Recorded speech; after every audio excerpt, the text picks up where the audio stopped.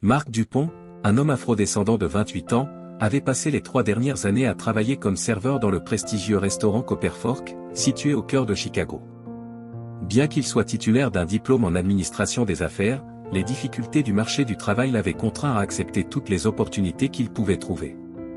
Marc se distinguait par son sourire chaleureux, un service exceptionnel et un engagement constant à donner le meilleur de lui-même à ses clients, des qualités qui le faisaient remarquer. Il avait grandi dans une famille de travailleurs du sud de Chicago, où il avait appris de ses parents l'importance de l'effort constant et de la persévérance. Son père, un ouvrier en construction dévoué, et sa mère, une infirmière engagée, lui avaient inculqué une éthique de travail solide ainsi qu'un profond sens de l'empathie envers les autres. Bien que ces valeurs soient essentielles pour lui, sa vie actuelle ne reflétait pas les aspirations professionnelles qu'il avait autrefois rêvé d'atteindre. Ce vendredi soir-là, comme d'habitude, le restaurant était bondé. Le tintement des verres et les murmures des conversations remplissaient l'air, créant une atmosphère vibrante.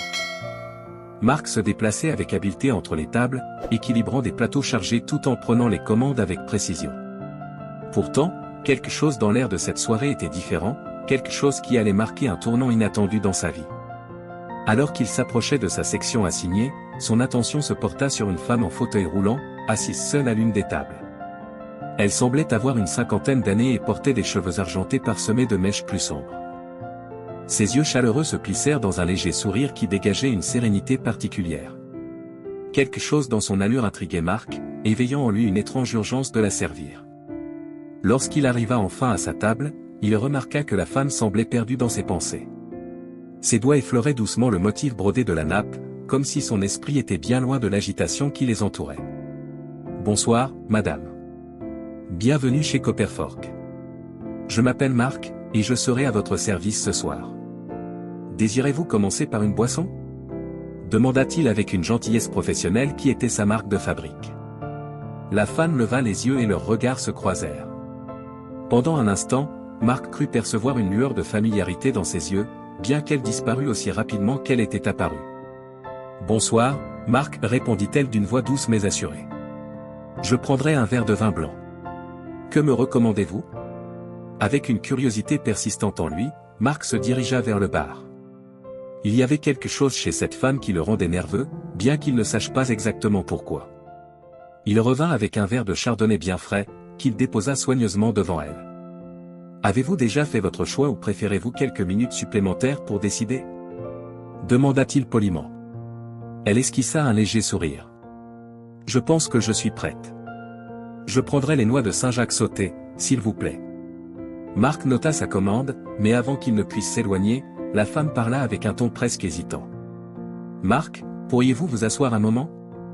J'ai quelque chose à vous dire. » Surpris par cette demande inattendue, Marc hésita.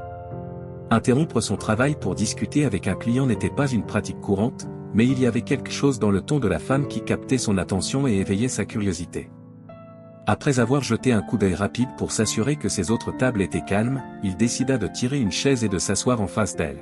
« Bien sûr, madame, j'ai quelques instants libres, dit-il, essayant de paraître détendu. La femme inclina légèrement la tête, comme si elle essayait de lire quelque chose dans ses expressions. Ses yeux, pleins d'une intensité contenue, examinèrent son visage avec attention. « Je veux vous remercier non seulement pour votre gentillesse ce soir, Marc, mais aussi pour quelque chose de bien plus important. Quelque chose que vous avez fait il y a des années et qui a changé ma vie. Il est possible que vous ne vous en souveniez pas. » Marc fronça les sourcils, visiblement perplexe. « Je suis désolé, madame, mais je ne comprends pas. Nous sommes-nous déjà rencontrés ? » Elle secoua lentement la tête tandis qu'un sourire mélancolique, teinté d'émotion, se dessinait sur ses lèvres. « Non, nous ne nous sommes jamais croisés, mais il y a 5 ans, vous avez marqué un tournant dans ma vie. Ce que vous avez fait ce jour-là a tout changé pour moi et pour ma famille. » Avant que Marc ne puisse poser une seule question, la femme sortit un papier soigneusement plié de son sac. Elle le déposa sur la table avec des gestes lents et délibérés, révélant un article de journal. Le titre disait « Un héros anonyme sauve une femme piégée dans une voiture en feu ». La photo accompagnant l'article montrait une image floue où l'on pouvait distinguer un Marc plus jeune aidant les secouristes à transporter quelqu'un vers une ambulance. « C'est bien vous, n'est-ce pas ? demanda-t-elle, en désignant la photo avec délicatesse. Les yeux de Marc s'écarquillèrent tandis qu'un flot de souvenirs l'envahissait, le crissement des freins, la chaleur suffocante des flammes, l'odeur de caoutchouc brûlé. Tout lui revint avec une clarté troublante. Il se souvint de cet après-midi, après avoir passé des heures à la bibliothèque, lorsqu'il avait été témoin d'un accident. Sans réfléchir, il avait couru vers le véhicule en flammes et sorti le conducteur inconscient à peine quelques secondes avant que la voiture n'explose. « Oui, c'est moi », répondit-il d'une voix presque inaudible, comme si la surprise lui avait coupé le souffle. « Mais comment le savez-vous » Les yeux de la femme commencèrent à se remplir de larmes, reflétant un mélange de gratitude et de douleur. « Parce que la personne que vous avez sauvée ce jour-là était ma fille, Emily. » Marc se laissa tomber sur sa chaise, complètement stupéfait par cette révélation. Il se souvenait parfaitement de cet accident, mais il n'avait jamais su ce qu'il était advenu de la femme qui l'avait sauvé. Après avoir donné son témoignage à la police, il était simplement rentré chez lui, s'était douché pour enlever les traces de suie et avait essayé de laisser derrière lui ce souvenir douloureux. « Emily » répéta Marc, en goûtant ce prénom étranger sur ses lèvres. « Est-ce qu'elle va bien » Claire acquiesça lentement en essuyant une larme qui coulait sur sa joue. « Elle est vivante, grâce à vous. Bien qu'elle ait subi de graves blessures, y compris des dommages à la colonne vertébrale qui l'ont laissée paralysée de la taille aux pieds, elle est aujourd'hui conférencière motivatrice. Elle partage son histoire de résilience et de force face à l'adversité. » Marc sentit un nœud se former dans sa gorge. Il s'était souvent demandé quel impact avaient pu avoir ses actions cette nuit-là, mais jamais il n'avait imaginé quelque chose d'aussi profond. « Je ne sais pas quoi dire. Je suis juste heureux d'avoir été là pour l'aider, » répondit-il, visiblement ému, luttant pour trouver ses mots. « Vous avez fait bien plus que cela, Marc, » poursuivit Claire, son regard débordant de gratitude. « Vous avez donné à ma fille une seconde chance de vivre, et ce faisant, vous avez transformé la vie de toute notre famille. » Avec soin, Claire tendit la main et prit celle de Marc, la serrant avec une chaleur qui transcendait les mots. « Je m'appelle Claire, Claire Moreau, » dit-elle d'une voix calme mais empreinte d'émotion. Pendant qu'elle parlait, Marc se retrouva soudainement transporté dans le passé, à cette nuit qu'il n'avait jamais complètement oubliée. Il revécut la peur qu'il avait saisie alors qu'il courait vers la voiture en flammes, l'adrénaline qui avait inondé son corps tandis qu'il extirpait Emily des décombres. À ce moment-là, il avait agi par pur instinct, sans penser aux conséquences de ses gestes. « Je vous ai cherché pendant des années, » dit Claire, sa voix ferme mais pleine d'émotion. « Emily et moi avons toujours voulu vous remercier en personne, mais il était impossible de vous localiser. » Le rapport de police mentionnait simplement un « bon samaritain », sans plus de détails. Ce n'est que la semaine dernière, ici même, que mon mari et moi avons vu cette photo dans un vieux journal. J'ai reconnu votre visage immédiatement. Marc secoua la tête, encore sous le choc de ce qu'il entendait. Je n'arrive pas à croire que vous m'ayez retrouvé après tout ce temps, et ici, de tous les endroits possibles. Claire lui adressa un sourire doux. L'univers a ses propres façons de réunir les gens au moment où ils en ont le plus besoin. Et je crois, Marc, que vous aviez besoin d'entendre cela autant que nous avions besoin de vous le dire. Au fur et à mesure que les paroles de Claire faisaient leur chemin en lui, Marc ressentit un mélange d'émotions, de la fierté pour ce qu'il avait accompli cette nuit-là, de l'humilité face à la gratitude de Claire, et une sensation soudaine et écrasante de but. Pendant des années, il avait eu l'impression de vivre piégé dans une routine qui ne reflétait pas ses véritables aspirations. Mais maintenant, en écoutant l'impact profond qu'il avait eu sur la vie d'Emily, quelque chose en lui s'éveilla, une étincelle qui était restée longtemps endormie. « Claire, » dit-il enfin, sa voix empreinte d'une résolution qu'il n'avait pas ressentie depuis longtemps, « merci de m'avoir raconté tout cela. Je n'aurais jamais su que quelque chose d'aussi simple pour moi pouvait signifier autant pour quelqu'un d'autre. Je n'aurais jamais imaginé cela. » Claire serra sa main, ses yeux reflétant chaleur et gratitude. C'est souvent ainsi avec les actes de gentillesse, Marc. Nous ne sommes presque jamais conscients de la portée qu'ils peuvent avoir. À cet instant, Marc comprit qu'il devait faire un changement. Il ne pouvait plus continuer à vivre comme si cette nuit-là n'avait jamais eu lieu. Il devait accepter cette part de lui-même, celle qui, sans hésitation, avait risqué sa vie pour en sauver une autre. « Je veux rencontrer Emily », déclara-t-il avec conviction, se surprenant lui-même par l'intensité de ses mots.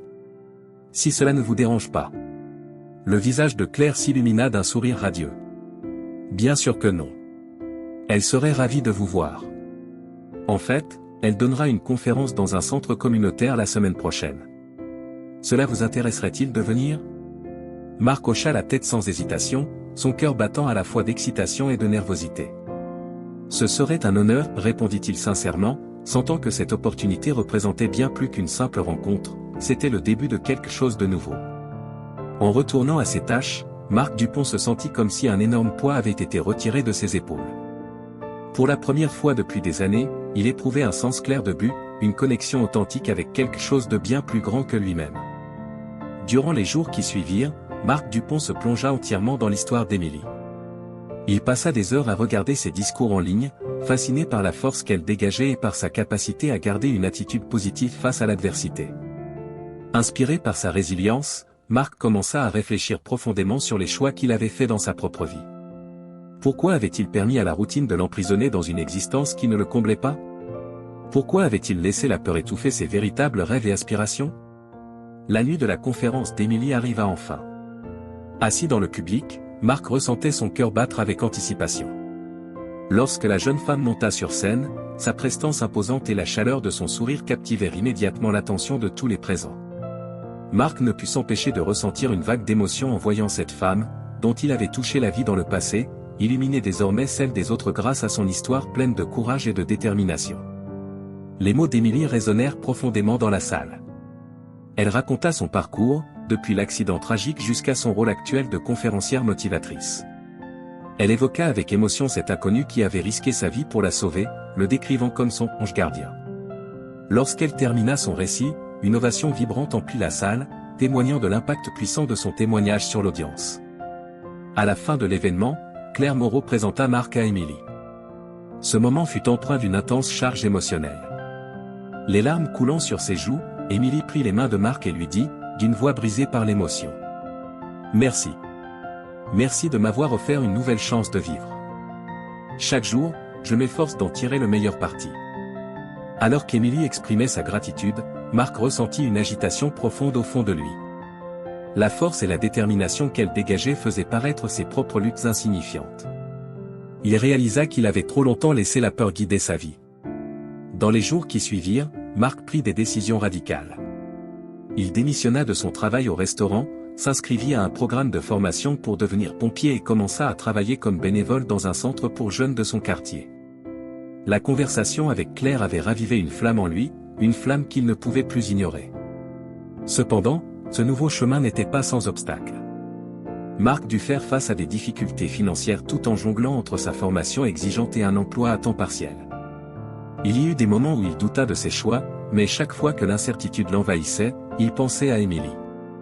Il se rappelait l'adrénaline de cette nuit-là et l'élan instinctif qui l'avait poussé à agir sans réfléchir aux conséquences, ce qui renforçait sa détermination.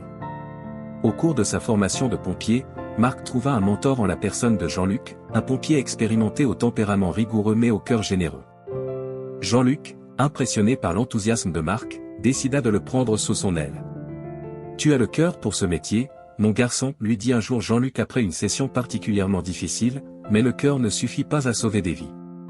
Tu devras aussi acquérir des compétences, penser de manière stratégique et apprendre à travailler en équipe. » Sous la direction de Jean-Luc, Marc redoubla d'efforts.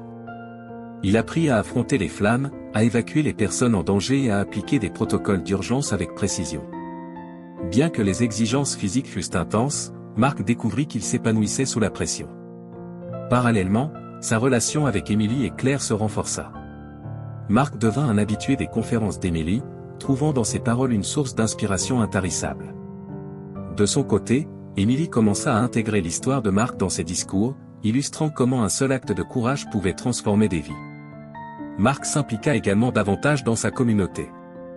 Il mit en place un programme au centre pour jeunes afin de sensibiliser les enfants à la sécurité incendie, s'appuyant sur ses propres expériences pour transmettre des leçons essentielles. Un jour, après une séance, un jeune garçon nommé Noah s'approcha timidement de lui. « Monsieur Marc, pensez-vous que je pourrais devenir pompier un jour ?» demanda-t-il avec une lueur d'espoir mêlée de nervosité. Marc s'accroupit pour se mettre à la hauteur de l'enfant et lui répondit avec un sourire chaleureux. « Bien sûr, Noah. Si tu es prêt à travailler dur et à ne jamais abandonner tes rêves, tu peux accomplir tout ce que tu veux. » En prononçant ces mots, Marc réalisa à quel point sa vie avait changé. Ce qui autrefois semblait être une routine monotone était désormais un chemin rempli de sens. Il avait trouvé non seulement sa vocation, mais aussi une manière d'inspirer les autres à croire en leurs capacités et à avancer, même face aux défis les plus difficiles. Le jour de l'épreuve finale pour devenir pompier arriva enfin. Chargé d'un mélange d'excitation et d'appréhension, Marc Dupont ressentit toute la grandeur de cet instant décisif. Ce n'était pas simplement la fin de sa formation, c'était l'aboutissement d'un voyage personnel, une étape cruciale vers la vie qu'il avait choisi de bâtir, pleine de détermination et de passion. Chaque étape qu'il avait conduit jusqu'ici résonnait en lui comme un rappel de l'importance de ses choix. Cette histoire nous rappelle que les moments les plus importants de nos vies ne sont pas uniquement le fruit de nos efforts, mais aussi de nos liens avec les autres et des risques que nous sommes prêts à prendre. Qu'est-ce qui vous a le plus inspiré dans ce récit? Si vous l'avez apprécié, n'oubliez pas de mettre un « j'aime » et de le partager avec ceux qui aiment les histoires de persévérance. À très bientôt pour explorer ensemble de nouvelles aventures.